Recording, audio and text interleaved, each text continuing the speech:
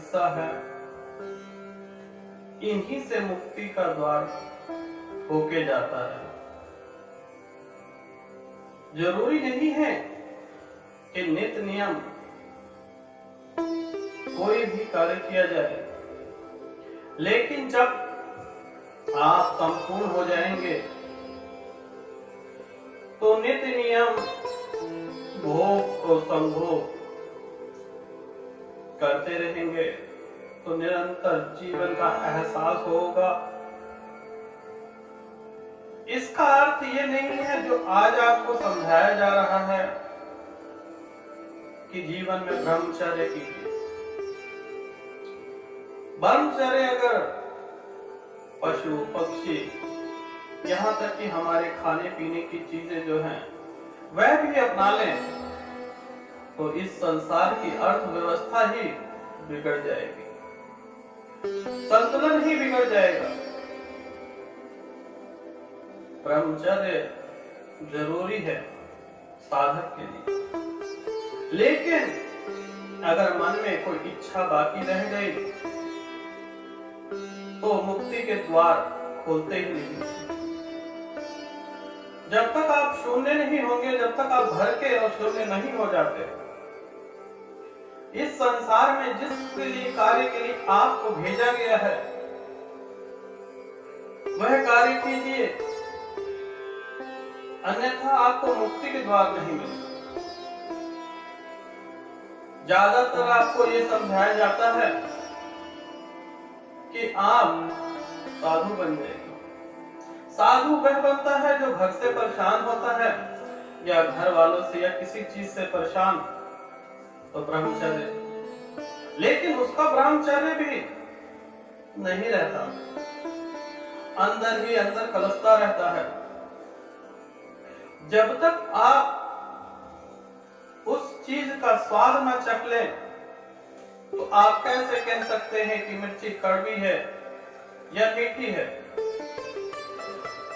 जब आप उसका पूर्ण ज्ञान लेंगे, पूर्ण रस जीवन का भोग लेंगे, तभी आपको मुक्ति के द्वार खुल जाएंगे, अन्यथा 84 में यूं ही भटकते रहेंगे। अगर मन में कोई भी इच्छा रह जाएगी तो फिर लौट के यहीं आना पड़ेगा। भोग संभोग और योग एक ही थाली के सारे चट्टे बट्टे हैं। यूं कहें कि एक स्त्री और पुरुष चुंबक के दो भाग हैं। जब तक इनका मिलन नहीं होगा तो संसार की संरचना में योगदान नहीं होगा। योगदान नहीं होगा तो आज मैं आपके बीच में बैठा हूं या आप लोग मेरे बीच में बैठे हैं, अगर उन्होंने भी ब्रह्मचर्य किया होता तो क्या यह मुमकिन था कि आप लोग या मैं आप लोगों के बीच में बैठ सकता? पूर्ण कार्य कीजिए, जो संसार के कार्य हैं संसार के कार्यों में ना बिघन डालिए। अगर बिघन डालेंगे संसार के कार्यों में तो आपको मुक्ति कहां से मिलेगी? कथा इस प्रकार से है कि महात्मा बुद्ध से मिलने के लिए एक घर में गरीबी से एक परिवार बहुत दुखी रहता था। आए दिन लड़ाई झगड़े होते रहते थे, तो झगड़े से हार के घर संन्यास करने चला गया।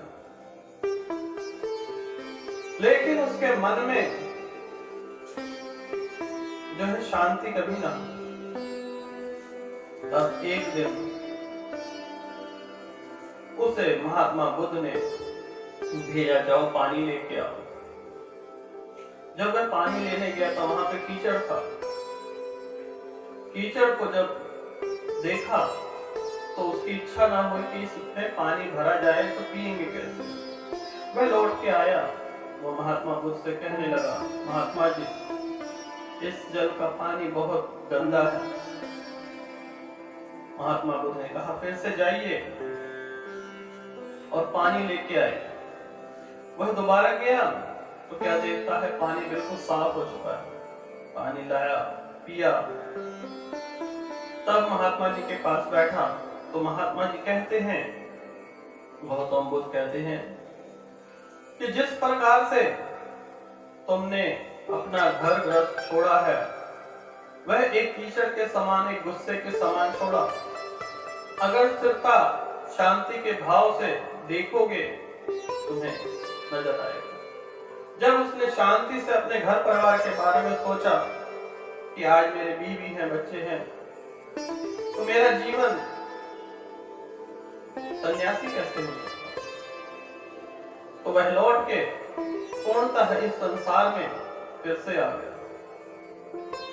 तो संसार में रहिए, संसार के पूरे कार्य कीजिए। जब आपके अवस्था हो, और ये योग जो साधना है, ये आप कहीं पे भी कर सकते हैं। इसके लिए ये जरूरी नहीं है कि आप अपना घर का त्याग के लिए जंगलों में भटकिए। आज वह जमाना नहीं रहा। स्टार्टिंग में, शुरुआत में आपको योग से, मेडिटेशन से परम धाम की प्राप्ति भी होगी। आप स्वर्ग और नरक की जो बातें करते हैं, स्वर्ग नरक किसी दूसरे भूखंड का हिस्सा नहीं, इसी पृथ्वी लोक पर विराजमान है। जितना शीतल प्रदान करेंगे अपने मन को, इसी स्वर्ग लोक, इसी धरती पर है। आपका घर स्वर्ग से कम नहीं होगा। लेकिन जिस कार्य के लिए संसार में आपको भेजा गया है, वह कार्य पूर्ण किए बगैर ना तो आपको मुक्ति मिलेगी और ना ही आपको मन की शांति।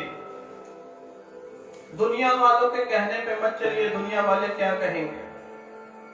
दुनिया वाले एक दिन हंसेंगे, दूसरे दिन खुश होंगे, तीसरे दिन भूल जाएंगे। दुनिया क्या कहेगी इस चक्कर में मत रहिए। जो आपका मन करता है, जो आपके लिए सुरक्षित है, जो आपके लिए ठीक है और इस संसार के लिए ठीक है, वह कार्य कीजिए। योग, भोग और संभोग ही मुक्ति का द्वार है।